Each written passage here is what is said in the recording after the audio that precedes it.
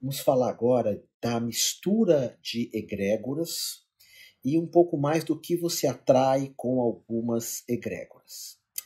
É, existe um caminho quando nós falamos de egrégora que é muito triste, muito triste. Então, por exemplo, vamos falar da egrégora ou das egrégoras que envolve os ciganos no passado e ainda hoje, talvez em alguns países. Essa egrégora ela é muito perseguida, muito perseguida. A egrégora dos judeus. Os judeus foram. O que nós encontramos de judeus durante a história da humanidade, desde lá da época do Egito, eles sendo perseguidos, maltratados, feridos, por isso até que se fala erroneamente, não é bom falar essa palavra, é que aquela pessoa foi judiada, houve uma judiação que tem relação com tudo isso que foi feito com esse povo, desde os princípios lá da civilização. Existem egrégoras que foram tão perseguidas que foram destruídas. Por exemplo, a egrégora egípcia. Hoje, quando você vai para o Egito, você já não encontra mais, infelizmente, uma espiritualidade viva no Egito. De Akhenaton e Nefertiti, o casal solar. Você encontra isso na Rosa Cruz, na Morque, essa espiritualidade, essa magia egípcia. Ao contrário da Índia, que a Índia existe ainda uma espiritualidade viva. Você vai lá, você tem os gurus, você tem os mestres, você tem uma tradição.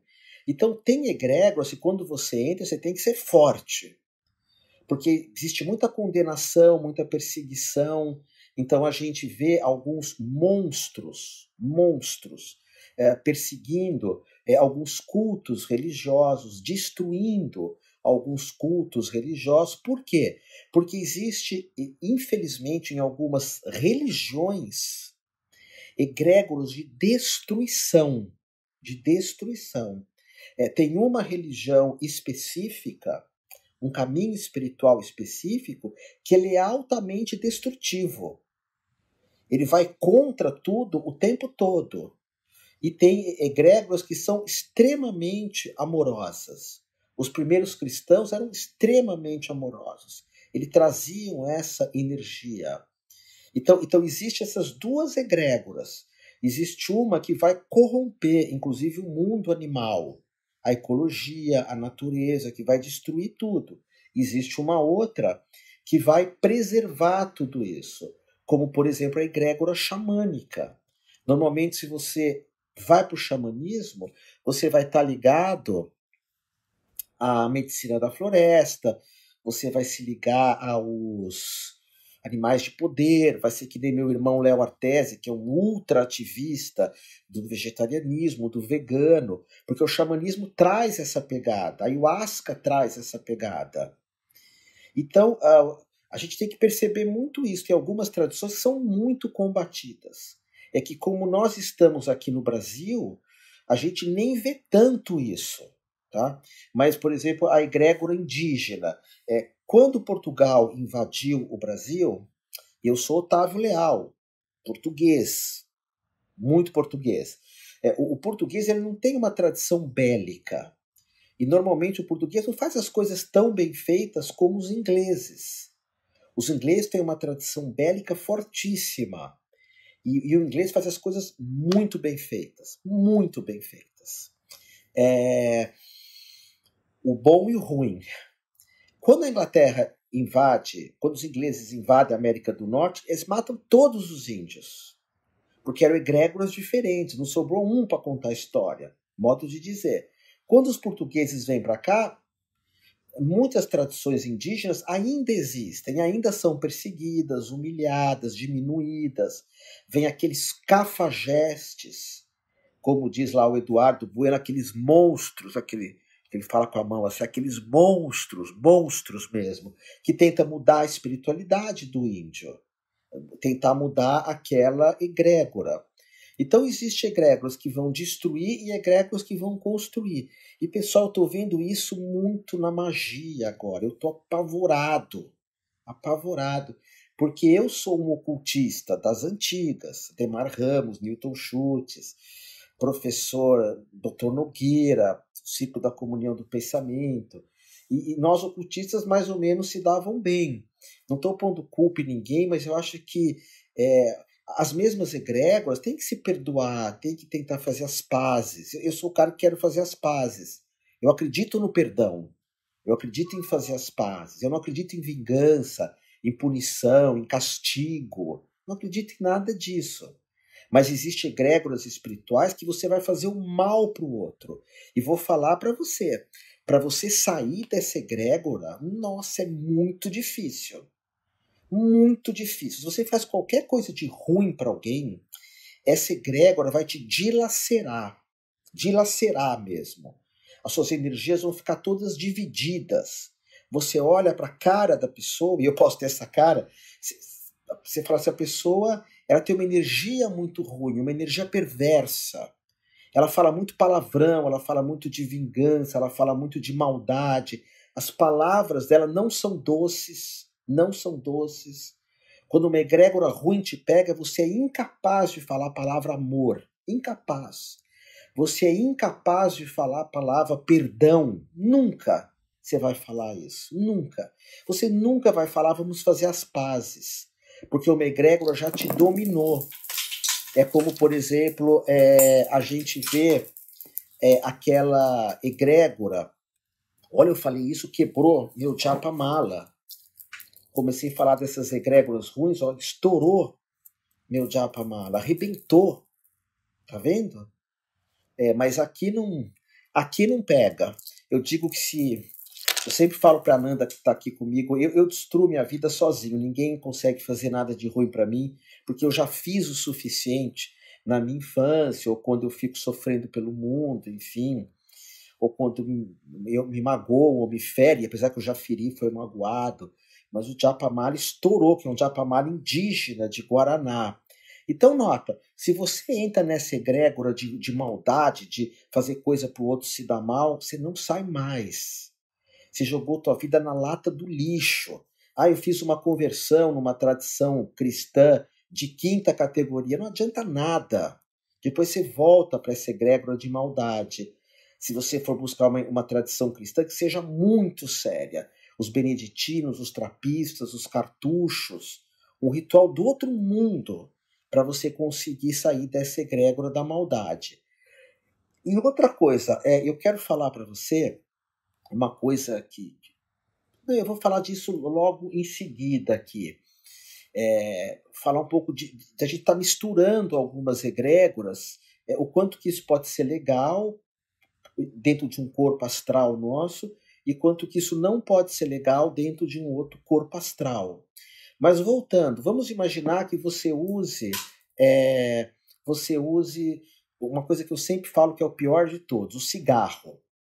O cigarro tem uma força não só no tabaco ruim, porque nas tribos o tabaco é a coisa mais importante que existe para o índio. O tabaco é quando nós falamos com os antepassados, com o sol, com a lua, falamos com as árvores, com os animais de poder. O tabaco é incrível. Então nós pegamos um símbolo sagrado, que é o tabaco, e fizemos dele um vício. Colocou não sei quantas substâncias para viciar. E o tabaco ele vai gerar uma série de confusões. Primeiro que ele gera impostos, que em alguns países esses impostos são usados para guerras mesmo, para matar outras pessoas. Porque o tabaco gera muito imposto. Em outros países, os impostos são usados de forma irresponsável ou corrupta, ou incompetentes. Segundo, o tabaco ele acaba com você, te cria um monte de doenças, e quem criou o tabaco te odeia. Te odeia. Você imagina alguém que criou uma coisa para te envenenar, para envenenar teus filhos. Outra, a cada 17 cigarros que você compra, maços, você destrói um arbusto. Então você imagina a força que vem com o cigarro em termos astral. O álcool também. Essas são as duas piores drogas para mim, o cigarro e o álcool. Porque o álcool você dirige e faz mal para os outros também. Essas para mim são as duas piores. Coincidentemente, são as duas permitidas. O álcool, todo mundo que vê aura, que vê o astral, o vício, né, no álcool, o vício, fala desses cama-roupas que ficam chupinhando a tua energia quando você está embriagado constantemente. A gente pega essas egrégoras também de só pensar em dinheiro, em valores, não tem mais limites. Lembra, a egrégora, ela te consome. A egrégora se alimenta de você. E quando você só pensa em dinheiro, por mais que se tenha, não vai ter limites. Agora, vamos mudar um pouco de assunto. A egrégora de nadar na praia. Nossa, você pode todo dia. A egrégora de abraçar todo dia. A egrégora de ajudar os animais, as pessoas. Você pode fazer isso sempre. A egrégora de sempre rezar antes de dormir. Vem uma série de divindades junto com você. A egrégora de estudar, entrar em escolas de conhecimento boas, tá? A egrégora de ser um terapeuta que a gente é. A egrégora do yoga é maravilhosa, a egrégora do yoga. Yoga sério. Se tiver contato com yoga sério, nossa, é incrível. E eu vou falar uma coisa para você para fechar essa aulinha, depois eu continuo. A egrégora do Reiki. O Reiki é o curso que eu mais gosto de dar. De todos os cursos que eu dou, é o que eu mais gosto. Esse domingo agora eu dei uma turma, eu chorei. Eu dou aula de Reiki há 29 anos, vamos falar a verdade, não 30, 29. Eu chorei de tão feliz que eu estava. Porque a egrégora de quem vem buscar o Reiki é muito bonita, é muito bonita. Ah, mas você fala do Reiki, você dá Reiki. Não, tem outras egrégoras tão lindas quanto, eu acredito. Mas a tradição do Reiki que espalhou pelo mundo, as pessoas que vêm buscar, porque elas vão fazer um curso comigo um domingo, que elas podem estar no shopping. O curso é lá na Babilônia, em São Paulo. Nas grandes Babilônias, são cidades grandes que eu falo. Ela poderia estar fazendo um curso para tapear o outro. Tem vários por aí. Mas ela vem fazer uma coisa linda comigo. Quando eu dou iniciação à distância também, eu vou aqui para o meio do mato, no Guaiúba, que é uma praia, ou fico aqui na montanha que eu moro, é uma delícia, porque a egrégora de quem vem buscar o Reiki, a egrégora do yoga, tem a egrégora do Zen budismo, eu não sou budista, a egrégora do budismo Shan, que é lá do templo Zulai, maravilhosa, a egrégora de algumas tradições cristãs, incríveis, maravilhosas, pessoas que realmente seguem Cristo. Então a gente pode escolher o que eu vou frequentar. Aquilo que vai dilacerar a minha energia, vai romper a minha energia, ou aquilo que vai trazer coisas positivas para mim, tá bom? E quando a gente fala do Reiki, por exemplo, o Reiki não é Mikao Sui. Tem algo que vem muito lá para trás de Mikao Sui, que vem lá da Índia. E as espiritualidades da Índia, como eu falei para você, elas são muito vivas, muito fortes. Não confunda Tantra, por exemplo, a terapia tântrica com a espiritualidade tântrica. Eu conheço meia dúzia de pessoas que praticam a espiritualidade tântrica. Meia dúzia. Terapia é uma coisa que é misturada com Reiki, com as técnicas do Osho, com a Gestalt, técnicas maravilhosas. Mas a espiritualidade tântrica é muito linda também, porque ela é feminina, ela é um culto ao feminino. O Tantra é chamado do culto ao feminino. Essas danças xamânicas são incríveis, incríveis. Não às vezes pessoas que usam ayahuasca para balada ou com um monte de drogas. Você acabou de entrar numa egrégora ruim. E você está desrespeitando algo sagrado como a ayahuasca. Você vai pagar o preço por isso. Assim como muita gente que desrespeita escolas de magias e vai para a magia do mal, elas pagam um preço muito alto por isso. É só se olhar para o rosto da pessoa, olhar para a energia da pessoa. A gente fala, Otávio, quem vê cara não vê coração. Mentira, mentira. Olha teus líderes políticos, não todos. Olha a cara de alguns deles. Será que a gente não consegue ver a cara de alguns líderes políticos? Será que as pessoas não viam a cara do Hitler? Esse monstro. Então, se você chega perto dessas pessoas, você joga a tua vida na lata do lixo. Ok? Deixo perguntas aqui, em seguida eu vou falar de egrégoras incompatíveis. Vamos ver se faz sentido isso para você.